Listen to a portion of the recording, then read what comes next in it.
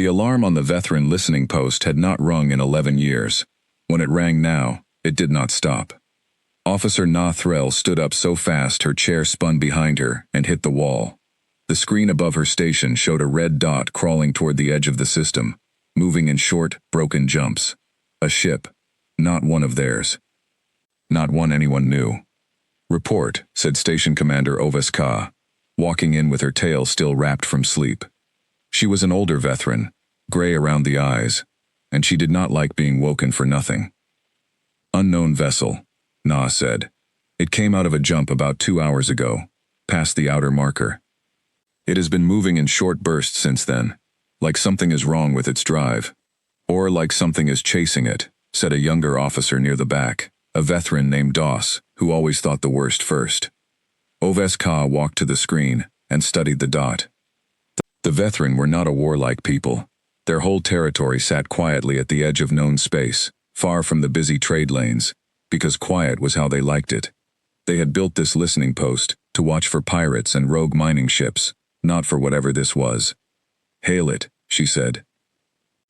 Na's hands moved over the console. A minute passed, then 2. "No answer," Na said. "Try again. Wide band, all common frequencies." Another minute. Then the screen flickered, and a voice came through, rough with static and pain. "This is the human ship Second Chance, calling any station that can hear us. We are damaged, and we are being followed. We need shelter. We are not asking for weapons or help fighting. We are asking for a place to hide and repair, and then we will leave. Please. We do not have much time." The bridge went quiet. "Human," Doss said, like the word tasted strange in his mouth. "I have heard of them. Traders, mostly, out past the Corward Belt. Not fighters. Not much of anything, really. Small species, new to space." "New and desperate, from the sound of it," Oves Ka said. She looked at the dot on the screen, still crawling, still jumping in short bursts, like a wounded animal, trying to run on a broken leg. "Get me a visual." The image took a moment to resolve. When it did, even Doss stopped talking. The ship was long and narrow, built from dull gray metal that did not shine the way most hulls did. One whole side of it was torn open, black and burned, with wires and broken plating hanging loose into space. Something had hit it hard, more than once. Small lights blinked along its length in patterns that looked less like decoration and more like a creature breathing through cracked ribs. "That ship should not be able to move," said the ship's engineer, an officer named Fenn who had joined the call from the lower deck. "Look at the drive section. Half of it is gone. Whatever is pushing that thing forward is running on scraps." "And yet it jumped here," Oves Ka said quietly, "from somewhere bad enough that they thought a broken jump was better than staying." She thought for a long moment. The rules were clear. Unknown ships did not get shelter. Unknown species did not get access to veteran space. This was how the veteran had survived for so long, by staying small, and staying careful, and never inviting trouble to their door. But the voice on the radio had sounded tired, in a way that was hard to fake, not angry, not demanding, just tired, and afraid, and asking. "Open a channel," she said. "Let me talk to them." On the second chance, Captain Ren Okafor sat in a chair that had been designed for someone taller and heavier than her, because the ship had been built before the war, before everything changed, when there had still been enough parts and enough time to make things comfortable. Now half the lights on her bridge were dead, and the chair had a crack down one arm from where she had been thrown into it 3 days ago. "They're opening a channel, Captain," said her communications officer, a young man named Priya Osei, who had not slept in 2 days, and it showed in the shake of his hands. "Put it through." The voice that came back was strange to hear, low and a little musical, with a rhythm that did not match human speech. A translator program smoothed the alien words into something Ren could understand, but there was still something foreign under it, something that reminded her she was very far from home, and talking to a species she had never met. "This is Station Commander Oves Ka, of the Veteran Outpost Kale. You are asking for shelter.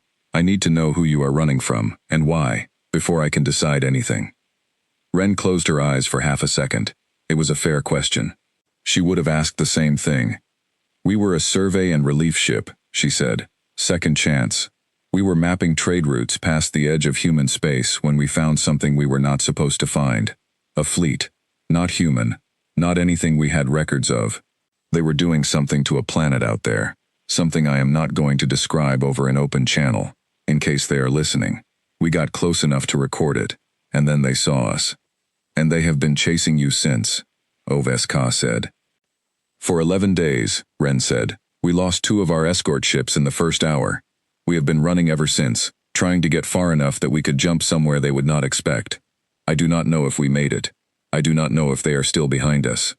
All I know is that my ship cannot take another hit, and my crew has not slept properly in a week. And if you tell me to leave, we will leave, because I am not going to bring danger to your door if I can help it. But I am asking you first, please. There was a long silence on the channel. Ren could hear her own crew breathing around her, could feel the whole bridge waiting. Stand by, Oveska said, and the channel went quiet. On the veteran station, Oveska muted the channel and turned to her officers. Opinions. It could be a trick, Doss said immediately. A story to get a foot in the door. We open the shield, and then whatever is behind them walks in right after. It could also be true, Na said. Look at the ship, Doss. Nobody fakes damage like that. Nobody burns half a hull for a lie. So what do we do? Fen asked. We are not a war station. We have defense turrets and a shield generator, and that is it. If something big is really chasing them, we cannot fight it. Oveska looked at the screen again, at the broken human ship hanging in the dark, still sending its small blinking lights into the void like a heartbeat. She thought about the rules that had kept her people safe for so long. She thought about what kind of people they would be if the first time someone came to them bleeding and afraid, they closed the door. We let them in, she said, but quietly. No wide announcements to the rest of the sector. We bring them behind the outer moon, out of direct line of sight from the jump point. We give them time to repair, we watch the edges of the system, and if anything comes looking, we will decide then what kind of people we are going to be. Doss did not look happy, but he did not argue either. He knew that tone in his commander's voice. Na opened the channel again. Second chance. This is Outpost Kale. Permission granted. Follow the beacon we are sending you. It will guide you around the far side of our second moon, out of sight from open space. You will have shelter and repair time. In return, I want full honesty from you about what is following you, and I want your crew to understand that if trouble comes, our people are not soldiers. We will help where we can, but we are not an army. On the second chance, Ren let out a breath she had been holding for what felt like days. Understood, Outpost Kale, and thank you. We will not forget this. Do not thank me yet, Captain, Oveska said, and something in her voice made Ren's stomach tighten. You said you do not know if the ones hunting you are still behind you. I would like you to consider something else while you repair. In my experience, when someone runs for 11 days without being caught, it usually means one of 2 things. Either they escaped, or they were never really trying to catch them yet. The channel went quiet. Ren sat very still in her cracked chair, looking at the image of the alien moon growing larger on her screen, a gray and silent shelter waiting to take them in. She thought about the fleet they had seen, the strange dark ships moving over that dying planet, the way they had not chased hard at first, almost lazy, almost patient, like something that already knew it did not need to hurry. Priya, she said quietly. Get me the sensor logs from the first day, all of them. I want to look at something. The second chance slipped behind the gray moon 2 hours later, its damaged hull throwing long shadows across the cratered surface. Veteran tugs came out to meet it, small round ships with soft blue running lights, guiding the wounded human vessel toward a hidden dock built into the side of a crater, a maintenance yard the Veteran used for their own ships and rarely showed to outsiders. Ren stood at the front viewport and watched the moon's surface slide past, closer and closer, and for the first time in 11 days, she let herself believe that her crew might live through the week. Behind her, on a side screen, a young ensign named Marcus Webb was still running the old sensor logs, the ones from the very first hour they had spotted the strange fleet. He had been assigned the job by Ren herself, told to look for anything strange, anything that had been missed in the panic of that first contact. He found it 40 minutes later, while the ship was easing into dock and the whole crew was busy with landing checks and repair lists. A tiny signal, Buried in the noise, sent out from the Second Chance's own hull, less than 3 minutes after they had first spotted the alien fleet. A signal they had not sent. A signal that had gone out, brief and quiet, toward the strange ships, and then had gone silent again. Marcus stared at it for a long time before he called the captain. "Ren," he said, forgetting rank in his shock. "I think we need to talk. I think someone on this ship called them." Ren Okafor read the signal data 3 times before she let herself believe it. "Show me exactly where it came from," she said. "Not just the ship, the exact part of the ship." Marcus Webb worked the console with hands that were not quite steady.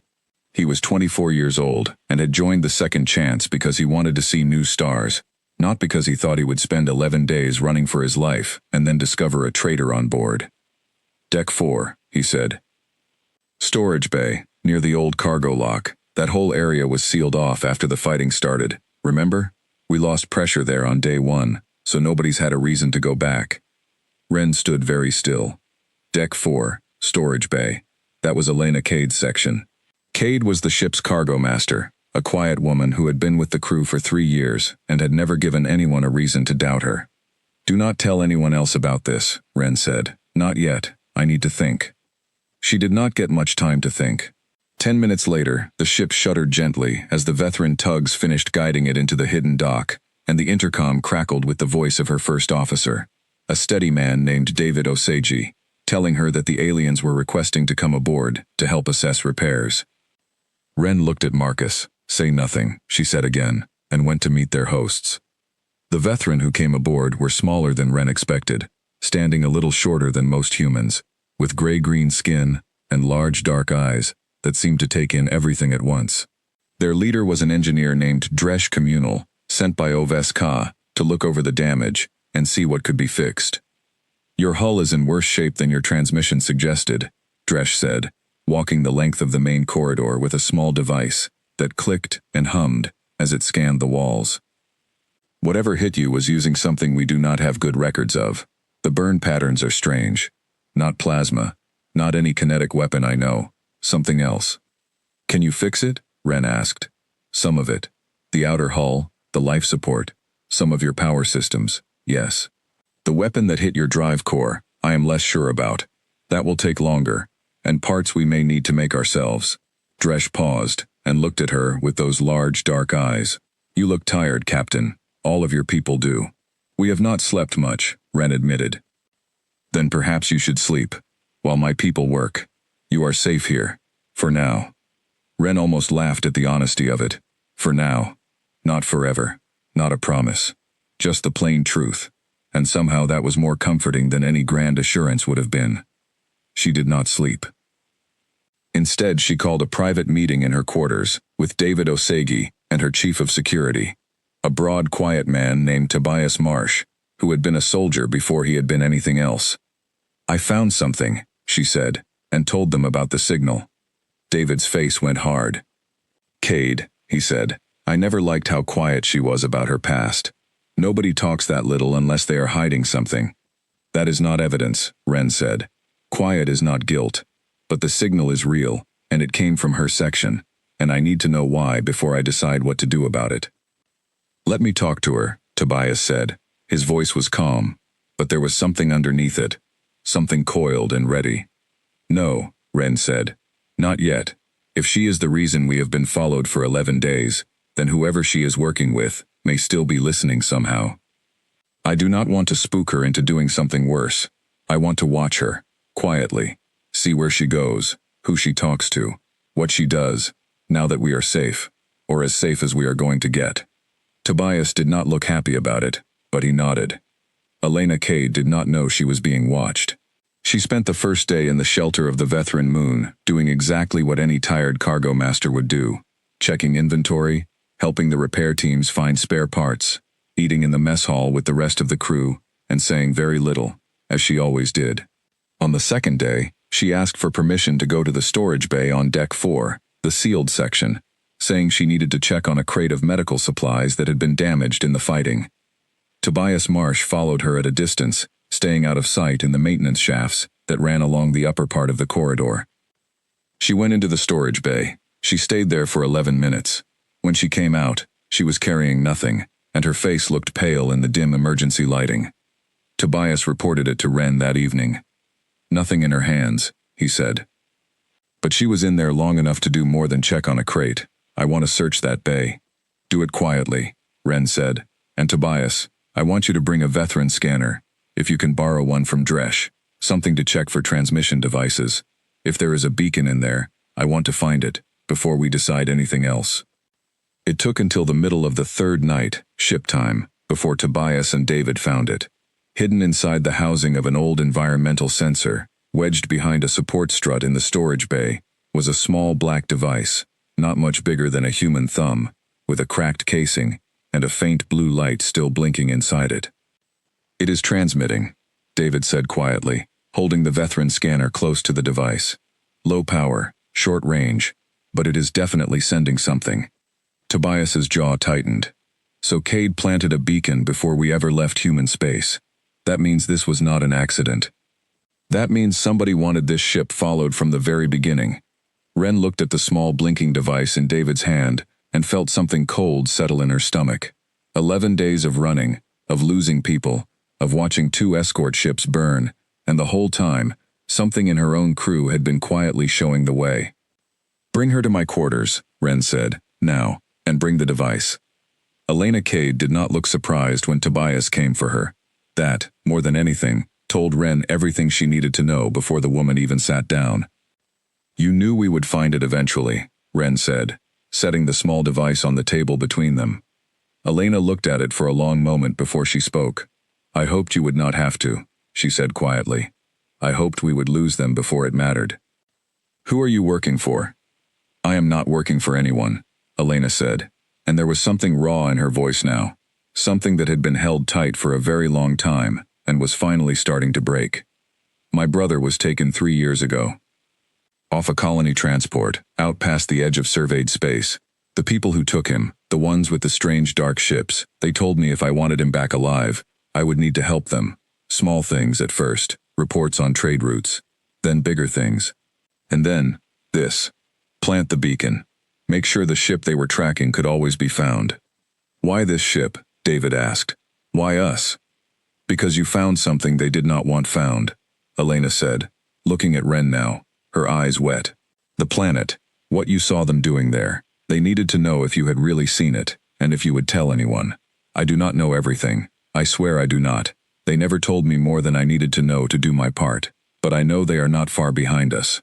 I know the beacon has been telling them where we are this whole time, even through the jumps, because it does not need line of sight. It just needs to send a signal home, and something on their end tracks it across the stars somehow. I do not understand how. I just know it works. The room was silent for a long moment. You could have told me, Ren said quietly. 3 years, Elena. You could have come to me, or to command, or to anyone. And what would you have done? Elena said, her voice breaking. Sent a rescue mission into unknown space against an enemy fleet. For one man, while risking a whole ship? I know what the answer would have been. I have run the numbers 100 times. There was never a version of this where I did not have to choose between my brother and my crew. Ren looked at her for a long time. She thought about anger, and there was some of that, a hot coal sitting low in her chest. But mostly what she felt was tired, and sad, in a way that went deeper than 11 days of running. Tobias, she said finally.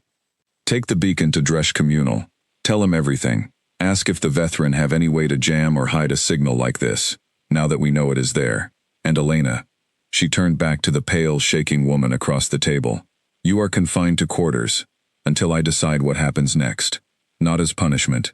Not yet.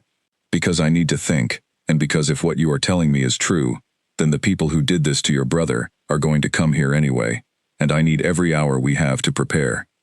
Dresh Communal listened to the whole story, without interrupting, his large dark eyes fixed on the small blinking device David had brought him. When it was done, he was quiet for a moment, turning the device over in his small gray-green hands. We can dampen it, he said finally, not stop it completely. Our technology is not built for this kind of signal, but we can weaken it, make it harder to trace precisely. It will buy time. Maybe a day, maybe 2. Then what? Ren asked. Dresh looked up at her, and for the first time since they had met, there was something like real worry on his alien face. "Then, Captain, I think you need to tell my commander everything you just told me. Because if a fleet capable of doing what you described is truly coming, then this is no longer only your problem, and I do not think Outpost Kale is ready for what may be about to arrive." Outside, in the dark beyond the gray moon, the stars sat still and silent, giving no sign of what was already moving toward them, closer with every hour that passed. Oveska listened to the full story in her small office on Outpost Kale, sitting very still behind her desk, while Ren Okafor spoke.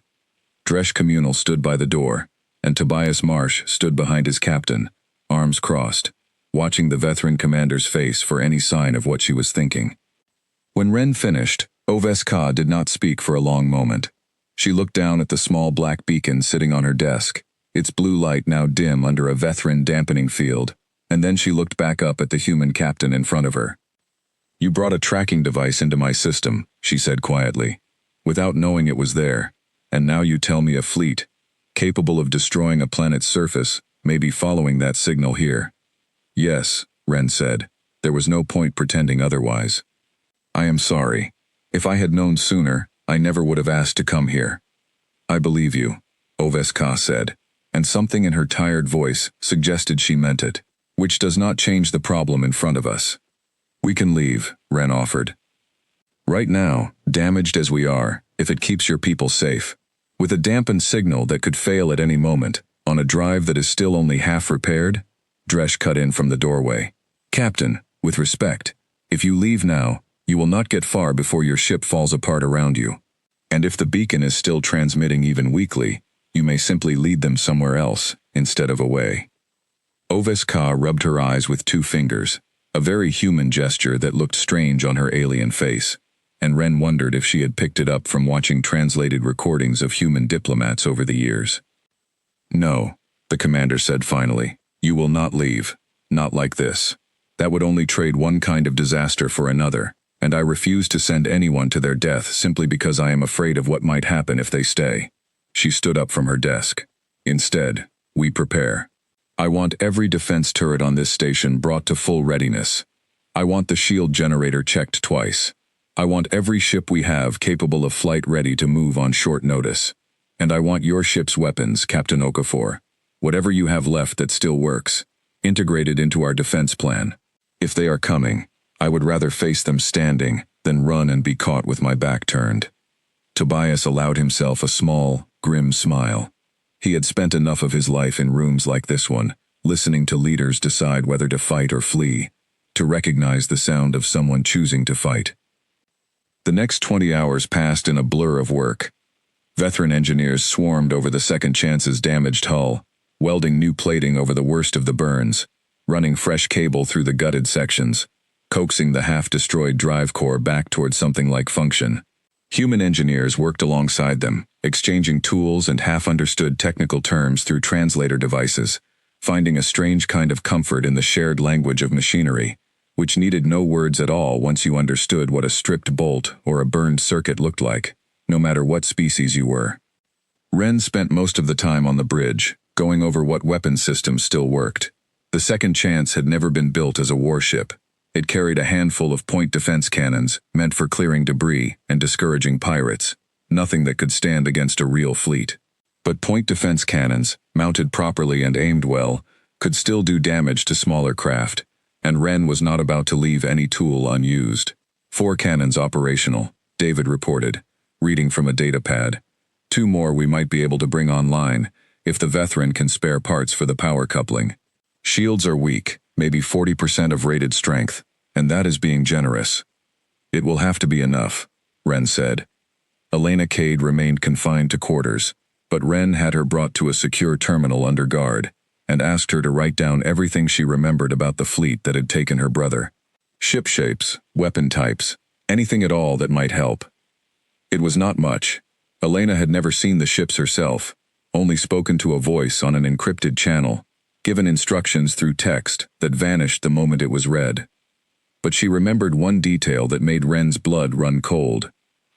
"They called themselves the Ashfall," Elena said, staring at the wall of her quarters rather than at the guard watching her. "Just that, the Ashfall. My contact said it like it was supposed to mean something, like I should already be afraid of it. When Ren mentioned the name to Dresh Communal later that day, the alien engineer went very still. "We have heard that name before," he said quietly. "Not often, not clearly, but there have been rumors, out past the far trade routes, of a group that clears whole systems and leaves nothing behind but ash and silence. Most of us thought they were stories, something traders told each other to explain disappearances that had simpler causes." He looked at Ren with real fear in his large dark eyes for the first time since they had met. "I do not think they are only stories, Captain." The attack came on the 20th hour, exactly when nobody expected it. The outer sensor array on Outpost Kale, the same one that had first spotted the second chance days before, lit up all at once with a wall of contacts. More ships than the small station had ever tracked in a single moment. They came out of a jump point far closer to the system's edge than any normal ship should have been able to manage, dropping out of nowhere in a formation that looked less like a fleet and more like a net being thrown over the whole system. "Contacts." Na Threll's voice cracked with alarm over the station-wide comm. "Multiple contacts, unknown configuration, closing fast." On the bridge of the second chance, alarms began to scream. Ren was in her chair in seconds, the crack in the armrest digging into her palm as she gripped it. "David, get me a visual. Tobias, weapons ready. Marcus, I want that beacon's dampening field at maximum, now, before they get a clean lock." The image resolved on the main screen, and for a moment, the entire bridge went silent. The ships were black, matte and light-swallowing, shaped in long, jagged angles that seemed designed to hurt the eye as much as any enemy. There were perhaps 30 of them, ranging in size from small, fast attack craft to one enormous vessel at the center of the formation, easily 5 times the length of the second chance, its hull marked with lines of dull red light that pulsed slowly, like something breathing in its sleep. "That is the same fleet," Ren said quietly. "The one we saw at the planet. I would know that shape anywhere." "They found us," Marcus said, his voice tight. "Even with the dampening, they found us." "Maybe," Tobias said grimly. "Or maybe they were never really lost. Maybe the beacon only confirmed what they already suspected." On the Vethran station, Oves Ka stood on her small bridge and watched the same terrible image on her own screens, and felt the weight of every choice she had made in the last 20 hours settle onto her shoulders all at once. "All stations," she said, her voice steady despite the fear crawling up her spine. "This is the commander. Unknown hostile fleet has entered the system. All defense turrets, target, and prepare to fire. All available ships, launch and take defensive positions. This is not a drill." Across the station, alarms began to wail, and small Vethran defense craft, barely more than armed shuttles, began pouring out of their berths like startled insects fleeing a disturbed nest. The Ashfall fleet did not rush. That was the worst part, Ren thought, watching them come. They advanced in a slow, deliberate formation, spreading out to surround the system's approaches, cutting off any easy escape route, moving with the patient confidence of something that had never once, in a very long time, needed to hurry. A channel opened, uninvited, cutting through every frequency the station and the ship were using at once. The voice that came through was flat and cold, running through some kind of translator that stripped all emotion from the words, leaving only meaning. "Human vessel designated second chance. You carry information that does not belong to you. Surrender the recordings you made at coordinate marker 719, and surrender the crew member who has served as our contact. Do this, and the station sheltering you will be spared. Refuse, and it will not." Ren's hands tightened on the armrest of her chair. Behind her, she could feel her whole bridge crew watching her, waiting. On the Vethran station, Oves Ka heard the same message, and looked at the image of the small human ship sitting in her hidden dock, damaged and unfinished, its crew exhausted from 3 straight days of repair work and fear. She keyed her own channel, cutting into the same frequency before Ren could answer. "This is Station Commander Oves Ka, of Outpost Kale," she said, her voice carrying across every ship in the system, human and Vethran alike. "The second chance is under the protection of this station. We do not surrender those who ask us for shelter, and we do not bargain with those who threaten to burn a system, rather than ask nicely for what they want. If you have come for a fight, then you will have one." The channel went silent for a long moment. Then, without any further warning, without any change in the flat, cold voice that had spoken before, the Ashfall fleet opened fire. The first wave of fire came from the small, fast attack craft at the edge of the Ashfall formation, streaks of dark red light lancing across the void, toward Outpost Kale's outer defense turrets. The station's shields flared bright blue as they absorbed the first hits, and for a moment it looked as though the old defenses might hold. Then the second wave came, heavier this time, and one of the outer turrets simply stopped existing, torn apart in a silent flash that left nothing but drifting metal, where a moment before there had been a working gun. "Shields at 70% and falling," Nathrel called out, her voice shaking but her hands steady on the controls. "They are focusing fire on the turret ring. If they keep this up, we lose our defenses in 10 minutes. Oveska stood on her bridge, watching her small station take hit after hit, and felt something old and stubborn rise up inside her, something that had nothing to do with strategy, and everything to do with refusing to be erased quietly. "Launch everything we have," she said. "All defense craft, full spread, target the small attack ships first. Do not let them box us in." Around the station, dozens of small veteran ships surged forward, their pilots young and untested against anything like this, throwing themselves into a fight that outmatched them in every way, except numbers and desperation. On the second chance, Ren Okafor watched the battle unfold on her screens, and felt 11 days of running crystallize into a single, simple choice. "David," she said, "get us moving. Full power to what engines we have left." "Captain, the drive core is barely holding together. If we push it." "I know what pushing it might do," Ren said. "I also know what staying still and watching that station die will do. Get us moving. Tobias. All cannons. Target the small craft harassing the veteran turret line. We are not winning this fight with size. We are winning it, if we win it at all, by making ourselves useful." The second chance shuddered as its damaged engines came fully online, for the first time since the chase had begun, a low groan running through the whole hull like a wounded animal forcing itself to stand. Slowly, painfully, the ship began to move out from behind the moon, into open space, into the fight.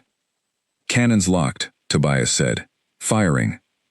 The 4 working point defense cannons on the second chance opened up, streams of rapid fire cutting across the black hulls of the smaller Ashfall attack craft. It was not much, against a fleet of 30 ships, but it was aimed well, and it was relentless, and one by one, small dark ships began to break apart under the sustained fire, their pilots caught off guard by a wounded vessel that should not have had any fight left in it. "They are shifting focus," Marcus called out from the sensor station, watching the enemy formation twist and adjust. "Some of the attack craft are turning toward us." "Good," Ren said grimly. "Every one of them shooting at us is one less shooting at the station." On the veteran station, Oveska watched the damaged human ship throw itself into the fight, watched it draw enemy fire away from her people with a kind of reckless purpose that made her chest tighten. She had expected the humans to hide, to let the veteran bear the weight of a fight that was not truly theirs.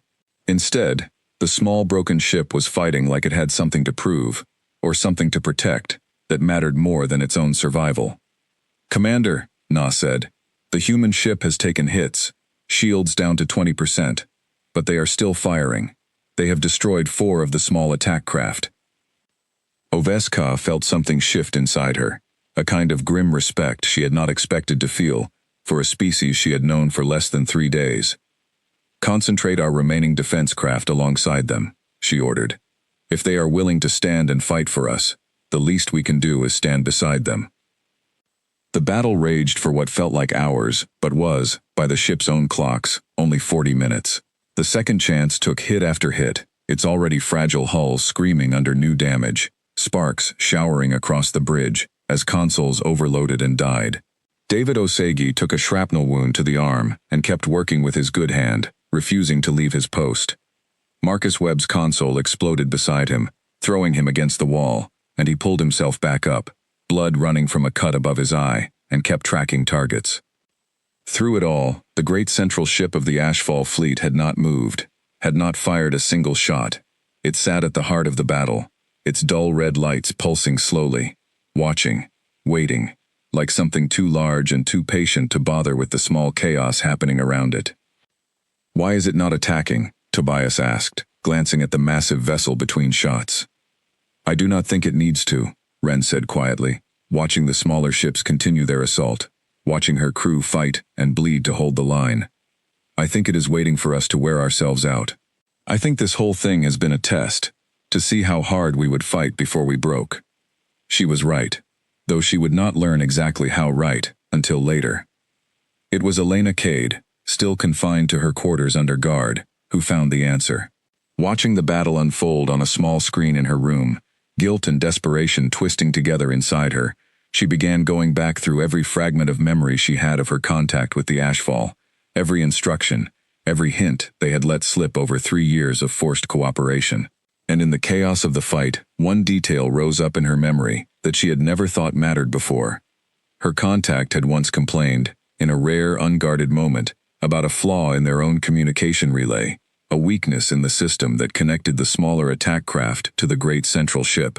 A shared frequency, used to coordinate targeting across the whole fleet, that could, if flooded with enough noise at the right moment, be disrupted long enough to break their formation apart. She grabbed the terminal in her room and began typing frantically, ignoring the guard's confused questions, sending the information directly to the Second Chances bridge with a message attached. "I know how to hurt them. Please, let me help. I have to fix this." Ren read the message in the middle of the battle, her hands shaking with exhaustion and adrenaline, and made a decision she would question for a long time afterward. "Bring her to the bridge," she said. "Now, under guard, but bring her." Elena arrived on the bridge minutes later, pale and trembling, flanked by 2 armed crew members, who watched her with open suspicion. She did not look at any of them. She went straight to an open console and began working, her fingers flying across the controls with a speed that suggested she had spent 3 years memorizing every detail of a system she had hoped she would never need to use against its owners. "If I am right," she said, not looking up from her work, "I can flood their coordination frequency with a burst of noise, timed to hit right, as they cycle their formation pattern. It will not last long. Maybe 30 seconds. But in those 30 seconds, their small craft will lose contact with each other and with the central ship. They will be flying blind." "30 seconds is not much," David said, his wounded arm wrapped in a hasty bandage. "It does not need to be much," Ren said, watching the screen, understanding what Elena was offering. 30 seconds of confusion, in the middle of a coordinated attack, is enough to break a formation apart. Do it, Elena. Now, while they are still spread out around the station. Elena's hands hovered over the final control for a long moment, and Ren saw something in her face. A kind of fear that had nothing to do with the battle outside, and everything to do with the choice she was about to make. A choice that would burn every bridge she had left, with the people who had held her brother's life over her head for 3 years.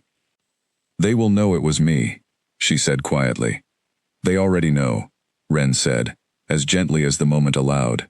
"Elena, look at what is happening outside. Look at what they are willing to do, to a station full of people who have never done anything to them, just to send a message. Whatever they promised you about your brother, I do not think it was ever going to be kept." Elena closed her eyes for a moment, then she pressed the control. A burst of static-laden noise shot out from the Second Chance's damaged communication array, aimed precisely at the frequency Elena had described, timed to the exact moment the Ashfall formation began its next coordinated turn. For a moment, nothing seemed to happen. Then, across the battlefield, the small black attack craft began to falter.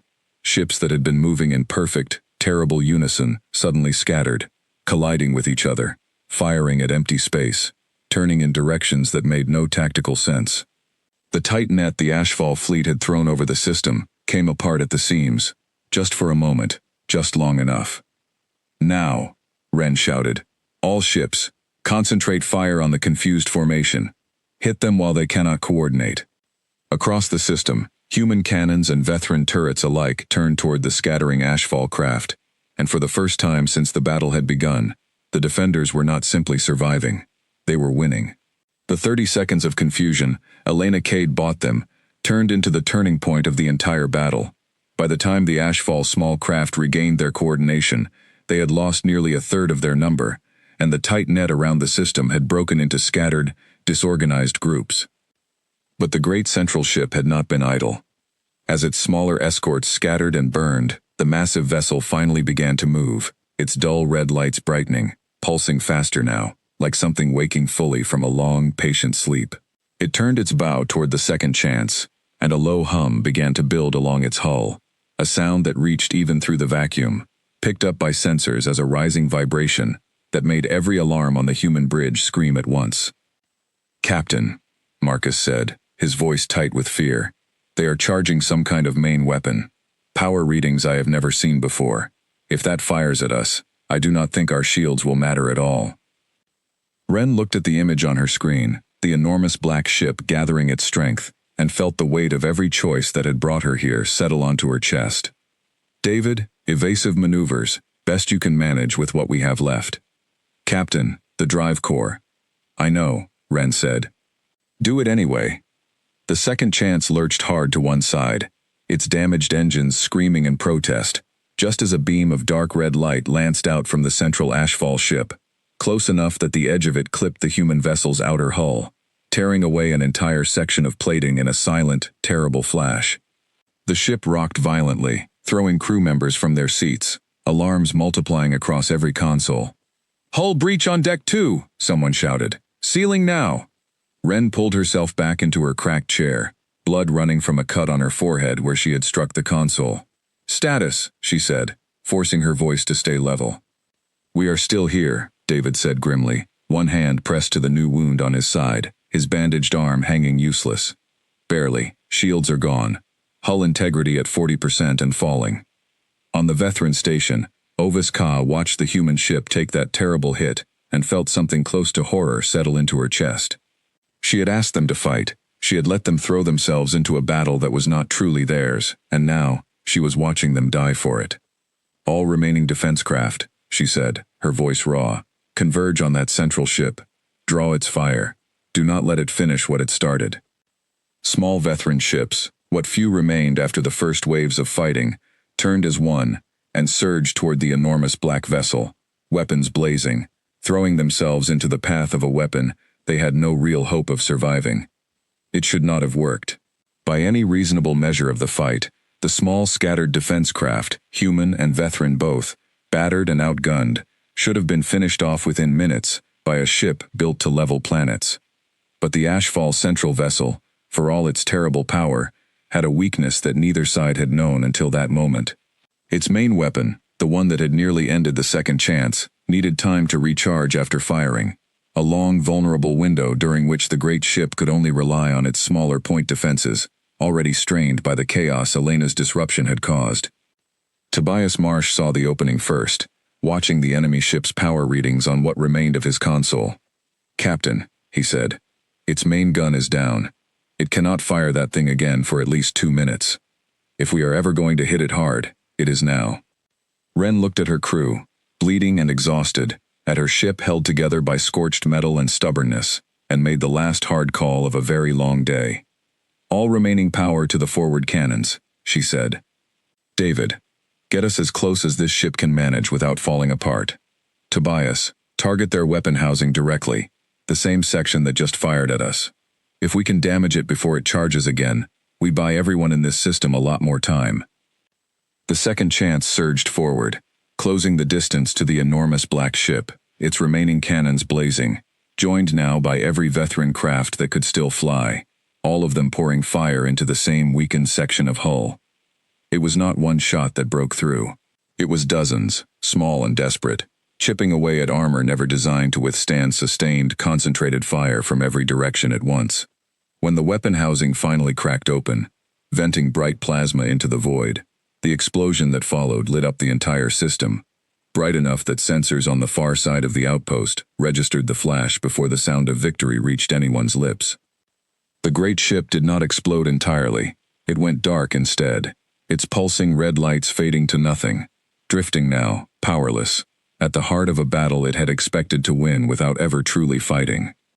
Across the remaining Ashfall fleet, the smaller craft that had not already been destroyed began, one by one, to break off and retreat, fleeing back toward the jump point they had come from, leaving their crippled flagship behind, and leaving behind, too, the strange cold certainty that had carried them into this system in the first place.